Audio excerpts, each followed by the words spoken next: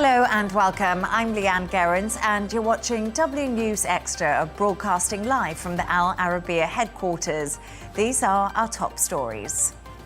Putin announces a temporary ceasefire for VE Day hours after Trump expresses his disappointment in the Russian leader. Millions of Canadians head to the polls for the country's snap election. And Roman Catholic cardinals will meet for conclave on May the 7th as they elect a new pope.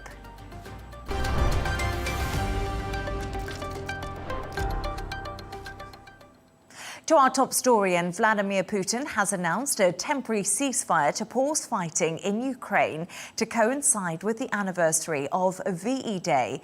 It comes after President Trump criticized the Russian leader, saying he was disappointed with Putin and called on him to reach a deal. The US president spoke after private talks with Ukraine's President Zelenskyy during the funeral of Pope Francis in Rome at the weekend, something he referenced before boarding Air Force One. Take a look. I think the meeting went well. We'll see what happens over the next few days. We'll probably learn a lot. I was very disappointed that missiles were flying by Russia. But that missiles were flying. Very disappointing. We'll see how it goes. Well, I want them to stop shooting, sit down and sign a deal.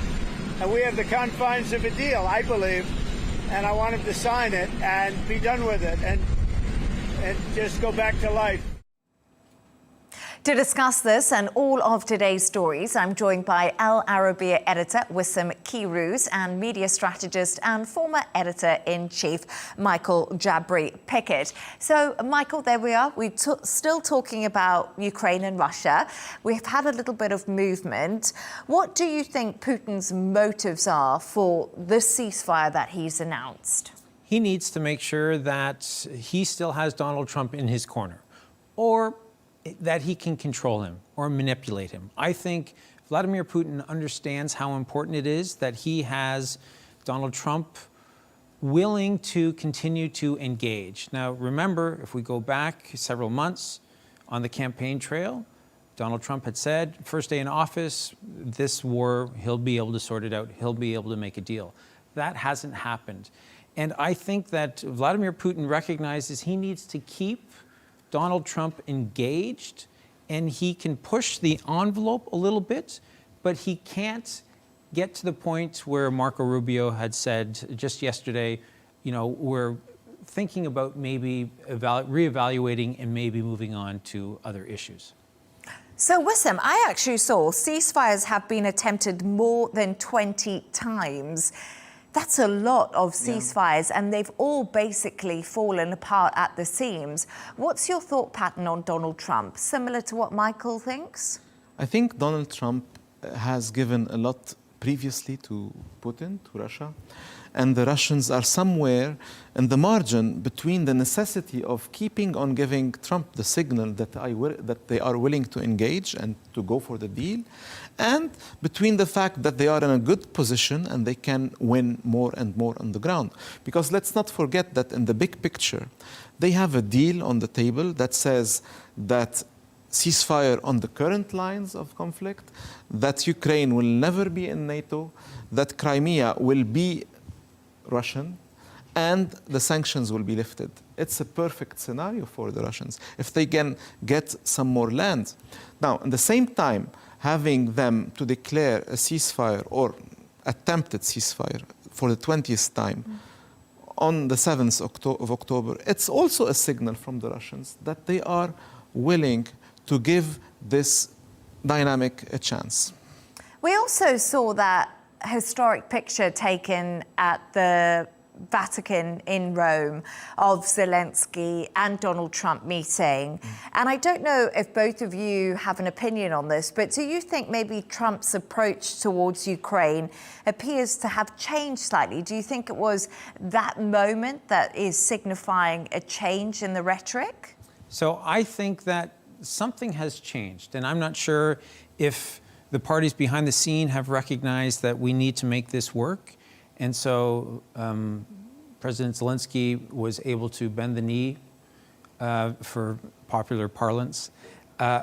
he went maybe in a much more respectful way, at least in President Trump's mind. And maybe Donald Trump was also more willing to engage because, if you recall, during the Oval Office exchange, there were other people there, and there might have been that old reality TV star Donald Trump where he was thinking he was performing in front of an audience. But when the two men came together, certainly that photograph, which I think you and I have spoken about it, will become very famous by the end of this year when we're looking back on key moments. That photograph seemed to have two men who were trying to find, because we know the story, common ground. And I believe it was telling that there was intent on both sides to try and at least have a meeting of the minds and maybe to have a conversation that's more productive rather than something that's performative. Yes, and in our business, the news business, we have developed this ability to see a picture and know that this will be a cliche. It's going to be a picture for the future, for history. And from the very first moment, as we saw the problem between Trump and Zelenskyy in the Oval Office, when we saw this amazing picture, we can see the strength of it. And just to talk about the appearance, it is universal. You have a Jewish president talking with a Protestant president about an Orthodox conflict and the funerals of a Catholic pope. And then you have this image of what looks like a confessional, someone confessing to another. Was it Trump confessing to Zelenskyy for what he did for him? Or was it the other side? But I would say that there was a moment of truth for Zelenskyy. This has to stop. He has to make concessions, maybe not confessions. And maybe it was an occasion for Trump to remind Zelenskyy of what late Pope Francis told the Ukrainians 1 year ago, and they weren't very happy about it, when he told them, you have to have the courage of the white flag. It was a very strong statement, and it's basically where we got to now, the courage of the white flag. Well, actually, earlier I spoke to a former US diplomat and lecturer on Russian foreign policy at Johns Hopkins University, Donald Jensen. He told me what he thought about the reasons behind Trump's change towards Ukraine. Take a listen. Well, I think President Trump is finding out that this is far more difficult than solving in a few days. I think the president is now more uncertain than he has been about Putin's good faith, something that he and Envoy Witkoff talked about many times earlier. Putin has no interest in a peace deal on anything other than Russian terms, and many people have criticized the so-called U.S. plan for being leaning too far to Russia. The Europeans are strongly against, and I was pleased to see a good atmosphere in the talk between Zelenskyy and Trump in the Vatican, but there is almost no chance Zelenskyy will accept a turnover of Crimea to Russia. And that means essentially that the Trump plan is seriously wounded. There we go. So basically he was saying Crimea is the main issue. I don't know if that's something you agree with or something we think that we can actually get past, because this is what's been holding up any kind of ceasefire staying in place. So according to the Ukrainian constitution, the Crimea is not on the table. And according to everything that President Zelenskyy has said, Crimea is part of Ukraine.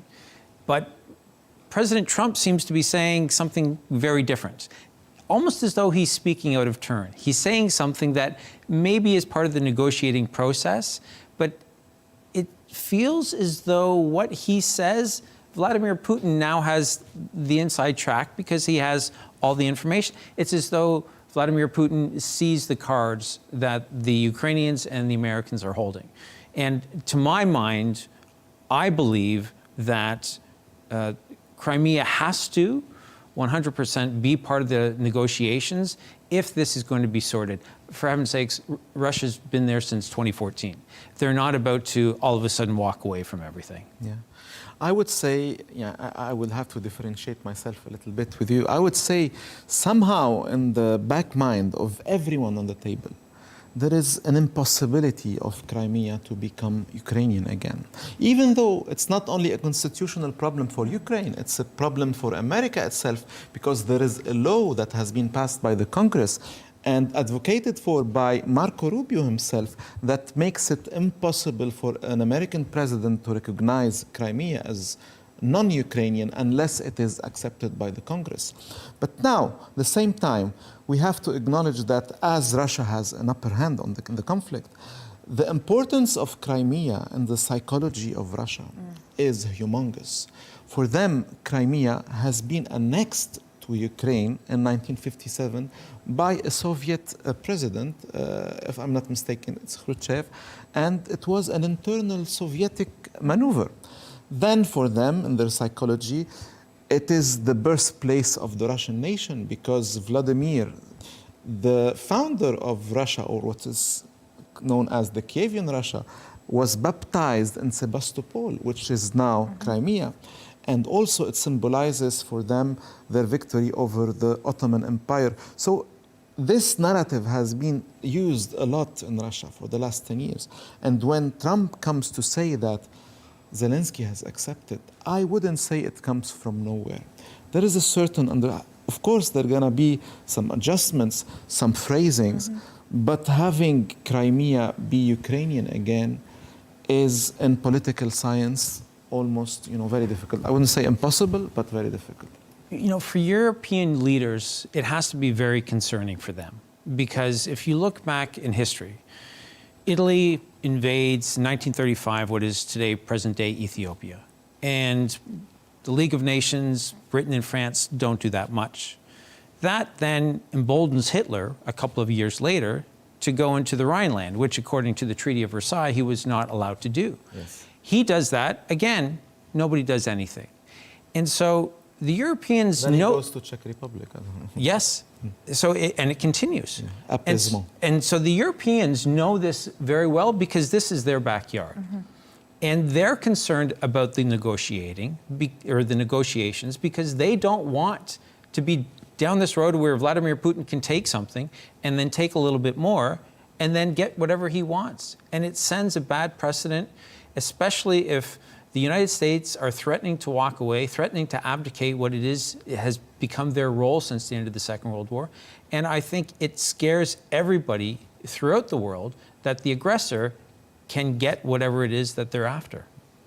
Add to that, I don't want to talk more about it, add to that the most prominent Western nation is advocating annexing Greenland and having Canada at the 51st state. It's a lot of confusion in the world.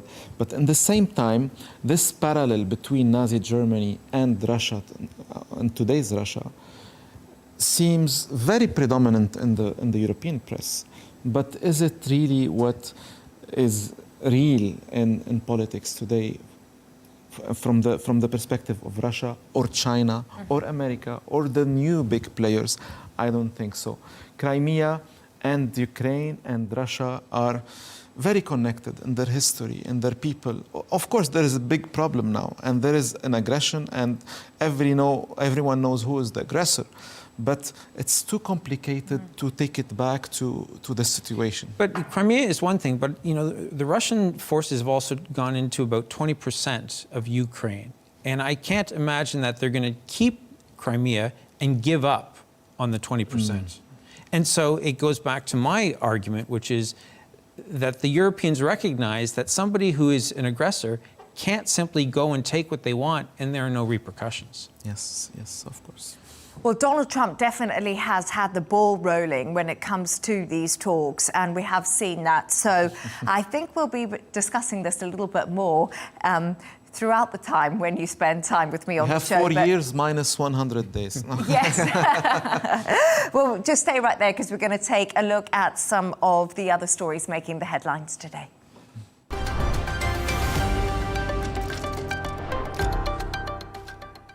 President Trump has said the death of Prince Andrew accuser Virginia Giuffre is a horrible thing.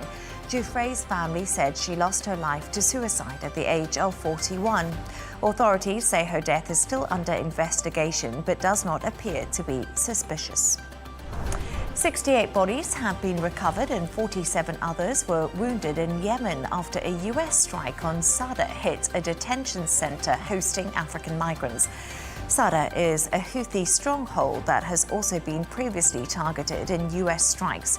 Washington has pledged to continue its attacks on the Houthis until they cease assaults on Red Sea shipping. Australian Prime Minister candidate Peter Dutton has sparked outrage after calling for the ban of Indigenous welcome ceremonies.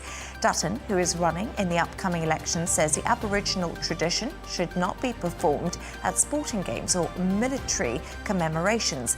Dutton says he wants to change how Indigenous history is acknowledged if elected on Saturday. And Kim Kardashian's robbery trial has begun in Paris today. 10 men held the reality star at gunpoint and stole jewelry worth $10 million in 2016. 5 of the accusers face armed robbery and kidnapping charges, whilst the others are charged with complicity in the heist and the unauthorized possession of a weapon. Kardashian is due to testify on the 13th of May.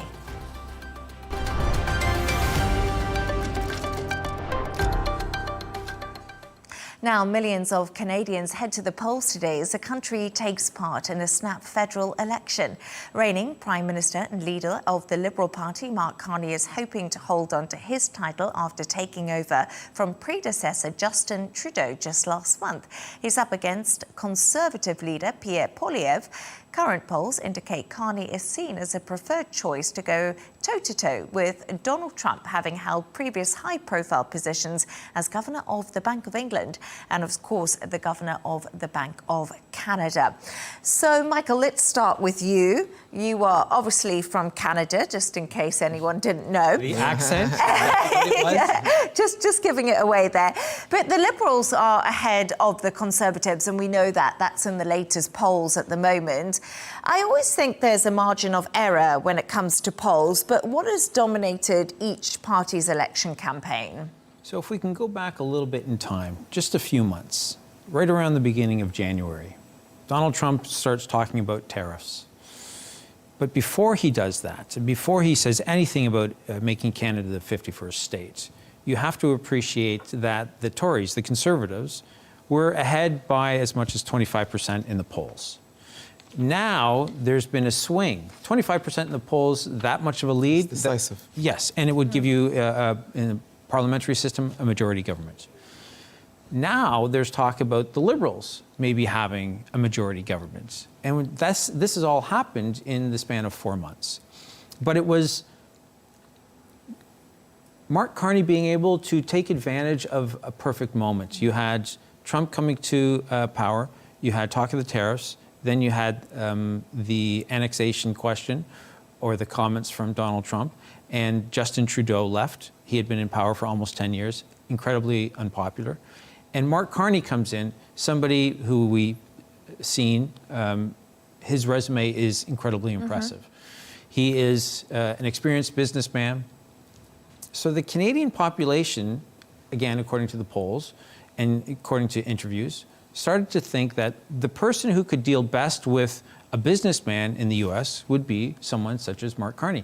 The person who could deal best with an economic uncertainty because of the tariffs is somebody who is governor of the Bank of Canada. And this was the one issue. In the last few days, the Conservatives are starting to make some inroads. And the argument is that because there hasn't been a whole heck of a lot coming out of Donald Trump and his annexing Canada, that maybe if the elections were to take place in a couple of more weeks, and if there wasn't a lot of talk from Donald Trump about annexing Canada, then maybe the Tories would be able to come out ahead because their issues were what affect the people. The price of groceries, cost of living, the ability to buy your first home. But that is irrelevant today because everybody at the forefront of their mind, it's been Trump, and then they've seen Prime Minister Carney as the man who can help Canadians stay Canadians. Well, Sam, I feel like there's three people in this election. It's Mark Carney, it's Pierre, Poilievre, and it's Donald Trump. Donald Trump. What do you think? I think you are absolutely right. The first time for everything. You are. But at the same time, I mean, Michael's here, he's Canadian, he's the expert, but I'll try to give my take on it. I think that what Trump has done is changing Canada almost forever. For the first time, we have such a nationalistic approach in Canada, which was somehow a very normalized country, not very tense in any way. People did really believe that America was the closest friend. I mean, from afar, you don't see a lot of, differences. But now you can see in Canada, people saying we want to boycott tomatoes from California, or we want to use sausages from Quebec instead of Ohio.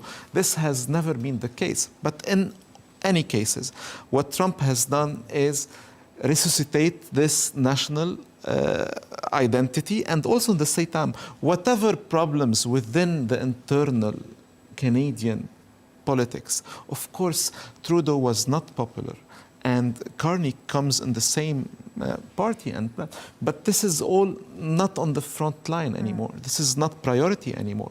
And yes, Canadians are very upset because, and you can confirm this, they are very upset from what they hear from Trump. This is absolutely new. And to take the whole narrative into a lighter place. I mean, yes, how can Canada be the 51st state if 90% of the people, at least, they are against it? I mean, in common sense, this is geopolitical fantasy. And also, how can they be in the 51st state and they use kilometers, and in America they use the miles? So this, this is also a big problem. But I also think, just hearing from what you were saying there, whoever wins this election just faces massive challenges. Canada is in that state you were talking about, very unhappy. Justin Trudeau was in place for 10 years. He's been blamed for the economic damage that we're seeing in Canada at the moment. Weirdly, Justin Trudeau was so popular on a global stage, but not at a home stage, which is something... He sorry to interrupt you. He was very popular the first, I would say, 5 to 7 years. Yes. And then you think that what in Canada itself, just not on the global stage. But I also wonder right now, is Canada needing a change? Because the Liberals, 10 years, the economy, has not been standing. A lot of people are unhappy with the cost of living crisis. So I would say that you are getting a change, even though you're going to have the Liberal government still in power if they win. And the reason I say that is because Trudeau is in his early 40s now. Mark Carney is 60. Mark Carney has never held elected office. He's always been a politician.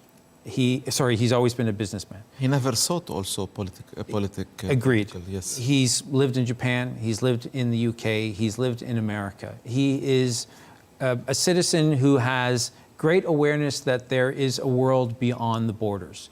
He will bring an incredibly different perspective, I believe, to the role of Prime Minister, something that Justin Trudeau, whose father was Prime Minister, Justin Trudeau, who taught in school, in public school in BC, Justin Trudeau brought very much a Canadian, almost royal sort of sensibility to the position, whereas what made Justin Trudeau popular, his hair, is not Mark Carney's I would not strength. like to say this, but I think his looks. His looks, absolutely. And his socks also. He used His socks, His yes. socks, the diplomacy of socks. But I believe that they are, yes, they're both liberal, but they are coming from such incredibly different backgrounds that I think the experience that Mark Carney has, the life experience in the business world, will, I think, empower him.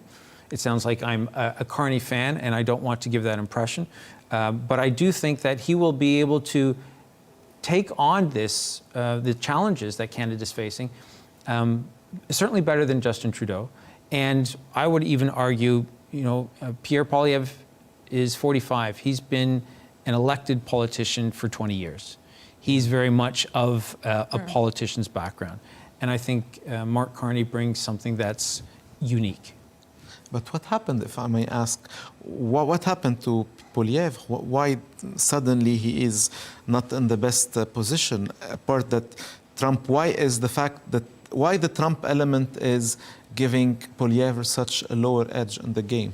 So because Poilievre is the accusation that gets leveled by the Liberals towards Pierre Poilievre is that he's Trump light. Yeah. Because he wants to eliminate, he speaks about it, the woke culture in Canada, which is very similar to what the Republicans and Donald Trump are trying to do. He also talks about wanting to slash funding for the public broadcaster in Canada, the CBC, which is something very similar to what Donald Trump wants to do with NPR. He also talks, his slogan during the campaign early days was Canada First, which sounds an awful lot like America First. Yeah. So what was his strength is suddenly his liability. Yes, what was making him, putting him 25% ahead of the polls in January is now hurting him. But the accusation that the Tories level against the Liberals is that Mark Carney is just like Justin. Yeah. So it's a really interesting election, and it's been, like you said, completely changed on a dime since Donald Trump got into power. We'll see all those results tomorrow. So thanks for your thoughts on all of that. We'll be back in just a moment.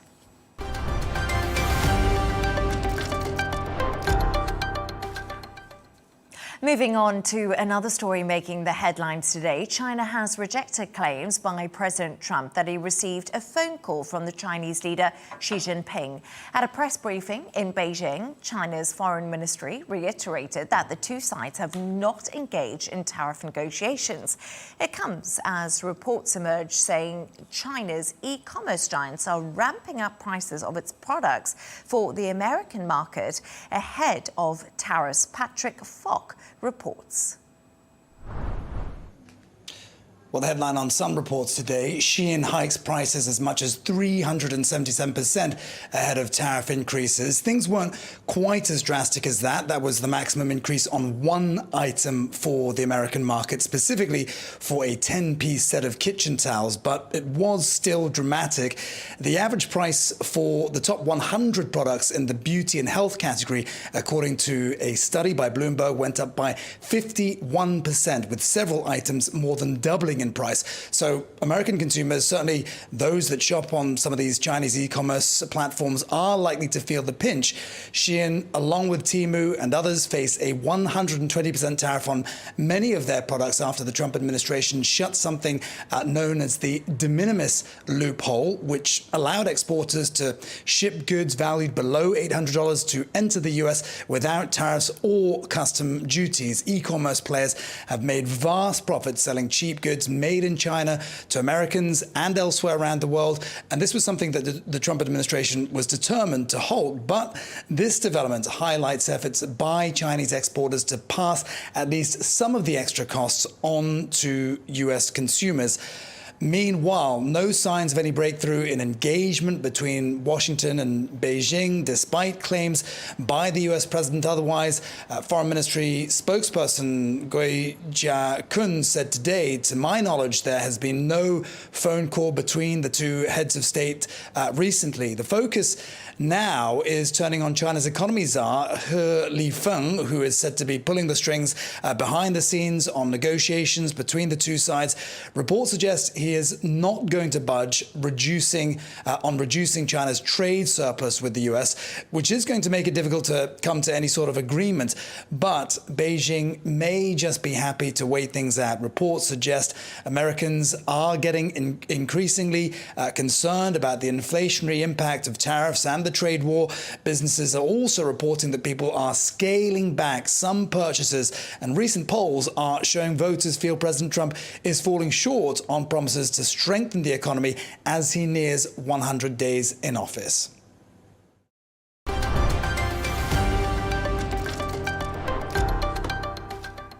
Roman Catholic cardinals will start electing a new pope from the 7th of May.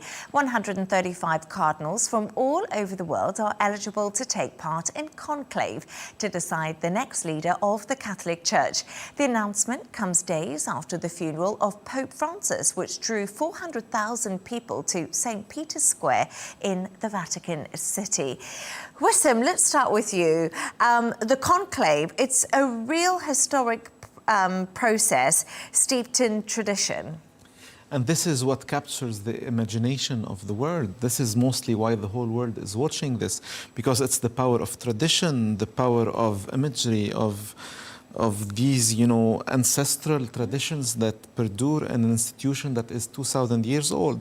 But at the same time, let's not forget that the most important voter in this election is the late Pope Francis himself, who appointed 80% of the 135 cardinals who are voting. Mm-hmm. And most probably the people, the church, I would think that they are more inclined to choose a pope who will be more appeasing for a transition period after such a strong, opinionated papacy of Pope Francis, because Pope Francis, after all, was the pope of the non-Catholic at the same time. No, definitely. It's going to be so interesting. There's been a lot of talk about this conclave because of all the secrecy. I always think secrecy, promotes chat. But let's, Michael, I just wanted to talk to you. So obviously we saw the Pope's funeral, and there were a lot of world leaders taking pictures during the funeral. It's been heavily criticised. What is your opinion on that? Do you think it's right or do you think it's wrong?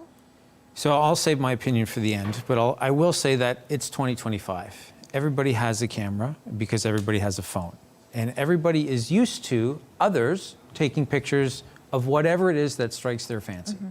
I don't believe, my opinion, that we can be too critical of leaders taking pictures next to others when they are just like everybody else. That they will be scrolling, for heaven's sakes.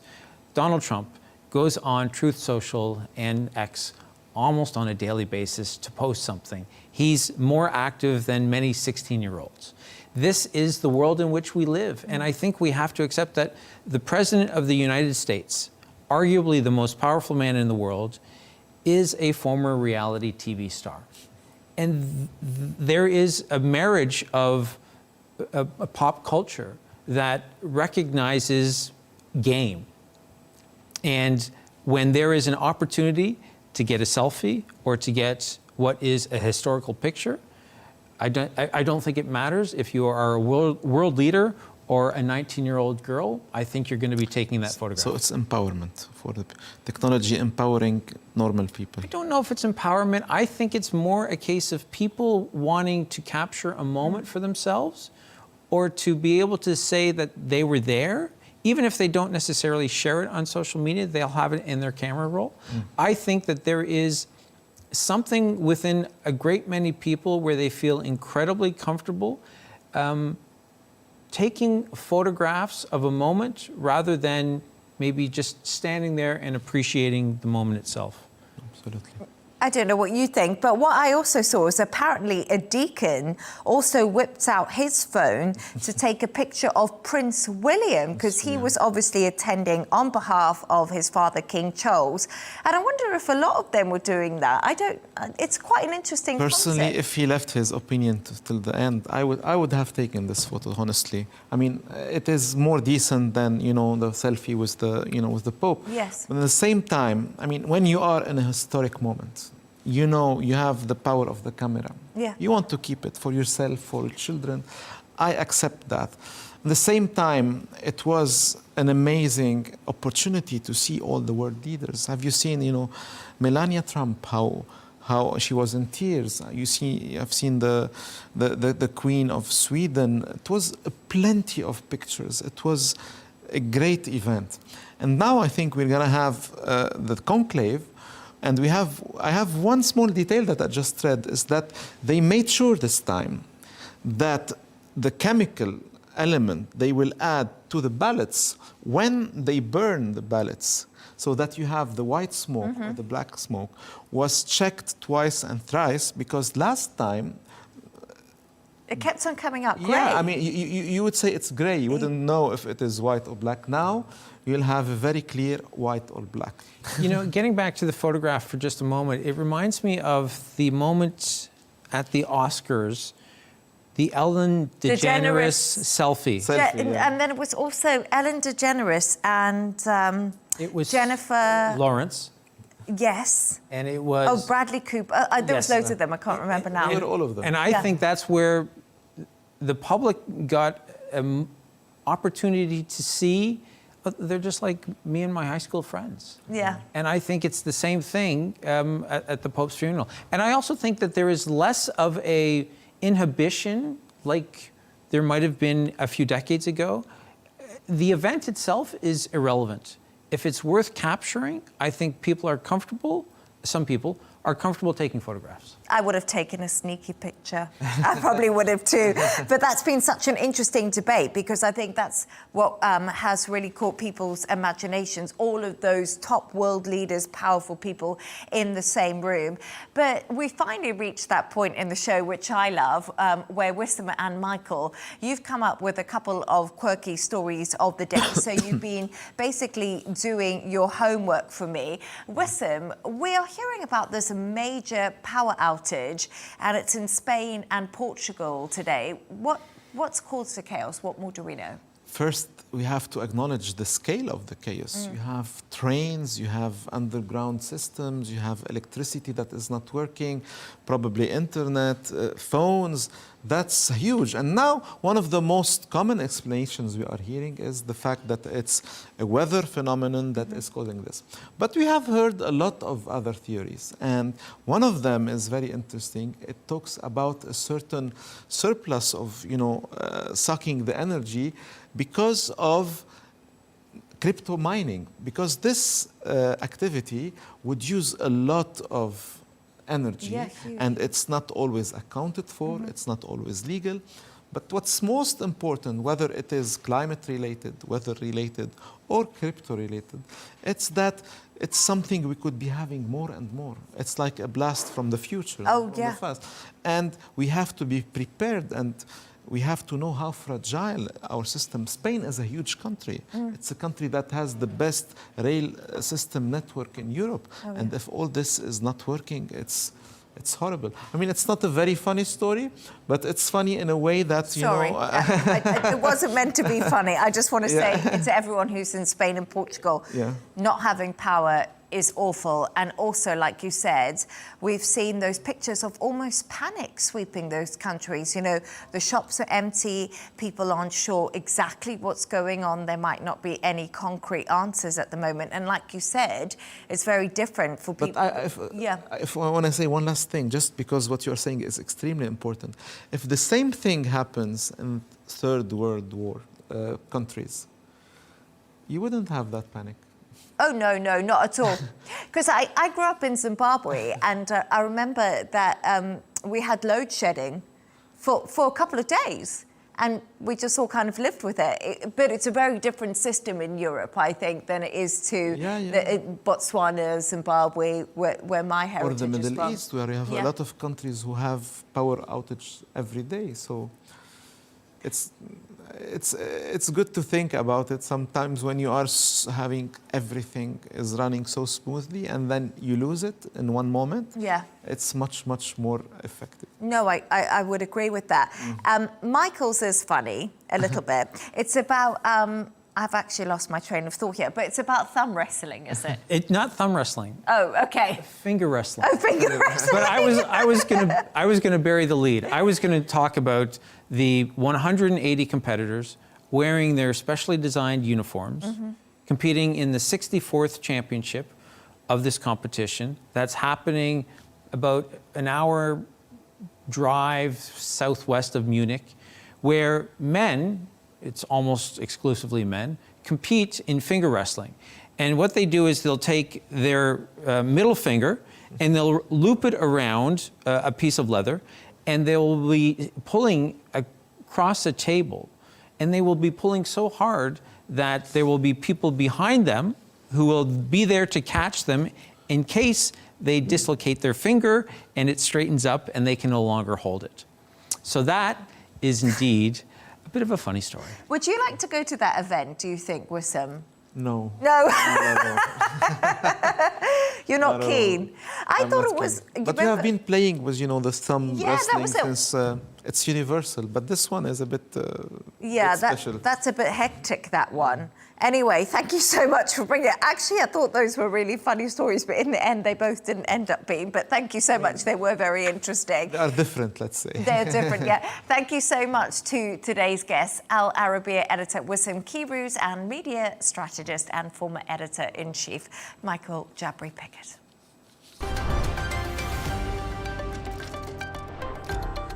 Here's a reminder of our top stories.